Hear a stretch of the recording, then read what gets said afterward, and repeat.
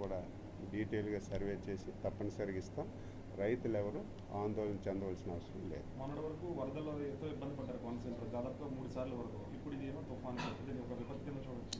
విపత్తు ఆల్మోస్ట్ విపత్తే కదా, ఇది మనం చెప్పడం కాదు. కేంద్ర ప్రభుత్వం దీన్ని కూడా సీరియస్గా తీసుకుంది.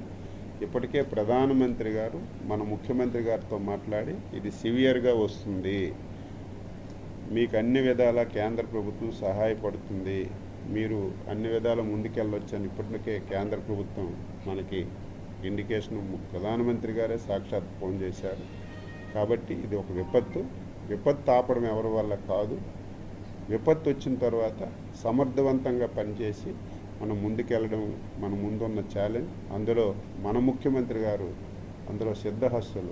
మీరందరూ తెలుసు, ఆ రోజు కోనసీమలో వచ్చినటువంటి సూపర్ సైక్లోన్ కానీ, విశాఖపట్నంలో వచ్చినటువంటి హుద్హుద్ కానీ, మా జిల్లాలో వచ్చినటువంటి తిత్లీ కానీ క్లోజ్